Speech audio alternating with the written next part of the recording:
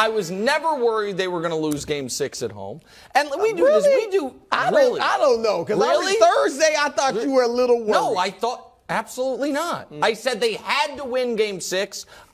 What I said was, if they were to lose Game 6, I think they'd be in real trouble. Okay, that leaves the room for you were worried. They were never going to lose Game 6. Brew, I'm not letting you turn this around on me. We've done 2 games this show so far, 2 series, I should say. One you were on the wrong side of, one I was on the wrong side of, yet I don't have the histrionics of beams and sunglasses and everything. I do believe you picked the Grizzlies consistently. I offered you olive branch after olive branch, but they got blown. Oh, tepid. It was tepid.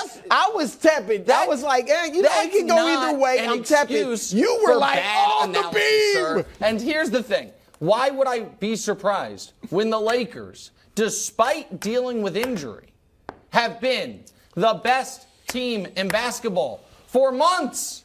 Can we show it to you? Yeah, here we go. Since the All-Star break. Oh, what do those top 2 teams have in common? 4 Bucks. You feeling real confident? They're injured. The bylaws, your top star's out with injury. What are you going to do? But 21-9. Since the All-Star break, and LeBron missed a chunk of those games.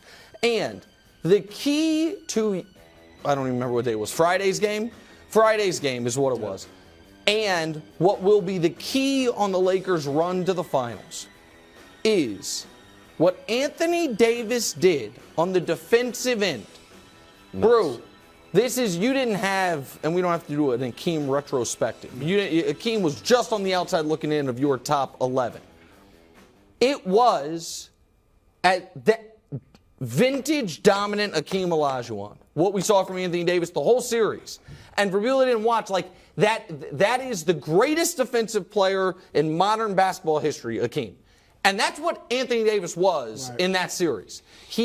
He had 26 blocks. No one else in the playoffs has more than half that.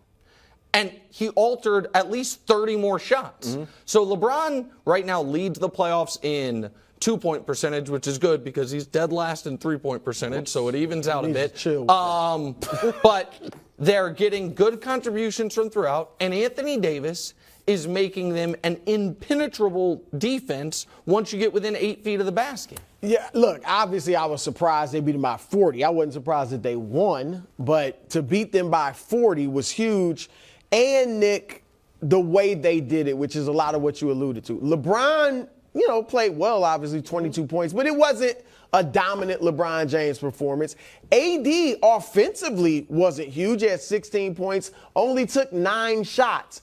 But to your point, Nick, defensively, whether you want to go Olajuwon or Bill Russell, that's who he's playing like you said. Once you get in that paint, and that's what threw the Grizzlies off because they're not a great three-point shooting team. And when Luke Kennard, their best three-point shooter, best in the league, isn't there, and when Desmond Bane is off all of a sudden, now they had nothing. So Ja had a bad game. Desmond Bane was off. And Jaren Jackson, who was the Defensive Player of the Year, he got a real lesson. And he is a legitimately great defender, but he got a real lesson in defense he has not played yet. He has not been like Anthony Davis when he plays like this is the best defender at the rim. But he's still deep into the stands. Yep.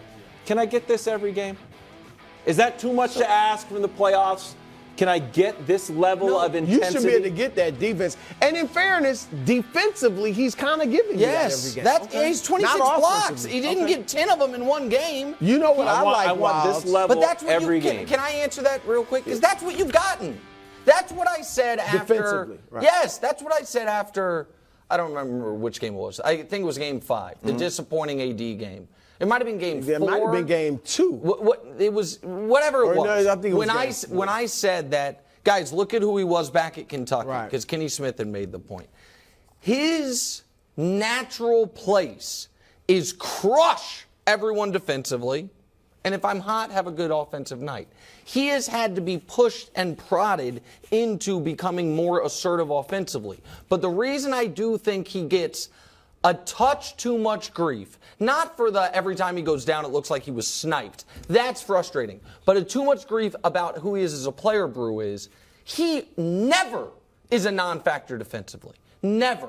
He's just a non-factor offensively sometimes, and But that he's shows not up always this in the good, box but score. yeah. No, he's not. But a team like Memphis that goes to the bucket like it was highlighted. But I'll give you this, Wildes, and I think you'll agree, Nick. The way he got up. He didn't lay there next to in the stands. And, right, he got up and was ready. That's what I want to see. LeBron finally fired back on some trash talk with the help of a mystical freestyle lyric. If you ever see me fighting in the forest with a grizzly bear, help the bear. Don't take that literally if you ever stumble upon LeBron in the forest. Also added some Jay-Z lyrics from 2006's Kingdom Come album, referencing him being a legend, him being a grown man, and also having grown pants. So, Brew, I've got a concern, in all seriousness, about Dillon Brooks. I'm not joking. You guys both smiling like, well, sometimes I'm not joking. I think this might be a Nick Anderson moment for him. Really? Yeah, I do. Because I do not think he's going to be on the Grizzlies next year. And this was a guy who, in the 2021 playoffs, was 26 a game on 50, 40, 80 splits. In these playoffs, he was 31 from the field, 24 from three, and his team quit, and he quit, and they're going to move on from him, I believe. And I wonder if this was, we look back on Nick Anderson's career. People don't know what I'm talking about. In the NBA Finals in '95, Nick Anderson missed 4 straight free throws to win Game 1, to ice Game 1. They end up losing, and they get swept. And a guy who's been a good free throw shooter his whole career, then couldn't make free throws after that, got in his head. I think this could break Dillon Brooks. I honestly do. That's interesting. I hope not, because you hated to see it with Nick. I hate to see that with any player. Anybody. Even though he should regret what he did, because, and you bring up something good, Nick. One of the reasons he should regret it is because he didn't get in LeBron's head, obviously. He got in his own head. Yeah. He got in his own head. Like you said, Dillon Brooks was a pretty good player. I mean, he's averaged about 17 points a game over the last 4 or 5 years. 4 years. You said it, 25 points a game in the playoffs at one point, 16 the following season. And this was not only the lowest scoring series of his playoff career, 10 points a game, the worst shooting, as you said, and he was getting open looks, wide open looks. So he should regret it. Look, he said he pokes bears. If I go out into the woods and I poke a bear and he eats me, shouldn't I regret it? Well, yeah, I should regret poking him. Then you should regret poking LeBron. Regret what you said. Can I? Stop being regret. That's who I am. Bring both of these You're guys. dinner now for a bear is what you were. I didn't know it was an evening meal. Here's what Ja said about, because Ja came back after he went away. I'm not trash talking. He says, that was more for me, but if I do it, the team probably won't do it either. I feel like that's a good thing for us. So this is the issue I had with Memphis, and you touched upon it earlier in this series. When Ja left, the identity of that team, when he came back, changed. And it felt like no one told Dillon Brooks. Like, oh, we're not talking trash anymore? Ja didn't say anything. So now Ja is kind of like, now let's call him a more mature leader. Dillon Brooks out here is calling people old and poking bears. So you can either talk trash or not, but you have to make a decision. Desmond Bane, remember I said, I don't want to hear that. He said, we'll be back for Game 7. And he said, I want to see if Rui does it again. That's probably the best game of his career. This is an immature team. Well, then John needs to tell everybody, hey, we're not talking trash anymore. I think that'll be. He's not the right messenger in training for that, camp. Training camp, that'll be. They can start over in September in training camp. Here's the deal. Here's the thing. I actually disagree.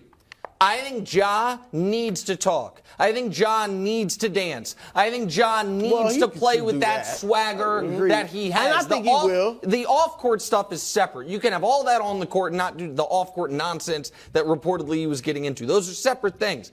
That is who he is. He tried repeatedly in this series to literally leap over LeBron James. That's who he is. That is real confidence. That is real athletic arrogance in a good way. Dillon Brooks was fake. That was the vintage insecurity being masked as I'm not afraid of anybody. And what he dealt with, and this is where I do feel badly for him, is that all of a sudden he had 35 million people dislike? Is LeBron James one of the most popular athletes in the world? Is he? And he all of a sudden became the public enemy of all the LeBron folks out there, and he crumbled under it. If he didn't know that was coming, then where in the world has he been? All right, and let me interest you guys in my theory. Oh. When LeBron went before Game 3 and got in his face, was talking, I think that LeBron was reciting to him the Jay-Z lyric that he just posted.